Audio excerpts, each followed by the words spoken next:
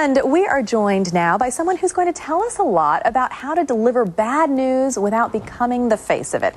Sari is a nonverbal communications expert. Thanks so much for joining us today. I hope you can tell that I'm very happy to have you here. How do you start doing what you do? I mean, people think of you as a body language expert. Right. That's the first thing that when people hear about what we do, they tend to think I'm a body language expert, and that's not what we do. We actually find that the body language information out there isn't very useful or practical for most people. Okay, so we've seen the shows, Lie to Me, for example, where there's a guy who watches people's faces and he can tell from a twitch of the eyebrow that they're lying, or The Mentalist. Those sorts of movies that really make you feel like people can tell if you're lying or not, or if you're, if you're being honest, just from slight motions. Well, it's a big mistake to think that we can tell everything we need to know about someone else from their nonverbal communication. But the bigger mistake is to ignore it altogether. And so we find that it's more helpful to focus on your own nonverbal communication, because that's really what you have control over. For example, you can say that someone who's crossing their arms is closed and angry. Well, they could also be cold. So it really depends on the context. And I think that most of the information out there is entertaining for most people, but they don't really look at it as this is how it affects my normal everyday life, which is what our company is all about.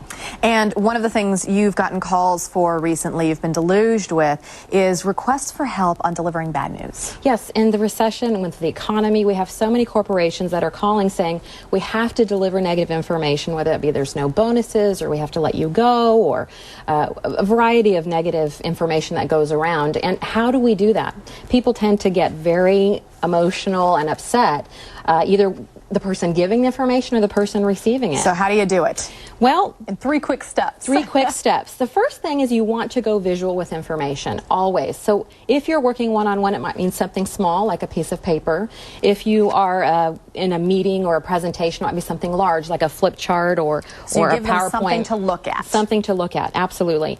And then you want to go ahead and look at that actual visual. We tend to, even if we have a visual, still make eye contact, because we tend to think that eye contact equals respect, which is true when you're in relationship. But when you're giving negative information, you want to be able to separate the relationship and preserve it while still delivering the message that you have to deliver. So you're saying make the piece of paper or the PowerPoint the bad guy. That's the negative. Absolutely. But we're still good here. Exactly. So if we make that, if we look at that, we make that the bad guy, as you say, and then we're able to focus on the relationship, which is really the third step, is when you are looking at the negative for giving that information, then you look at the person when you're going to the solution or the positive information. So you're associating, you and I will find a solution to this problem, which has nothing to do with me. All right, that's how to bring up bad news without getting shot. Thank you so much, Sari.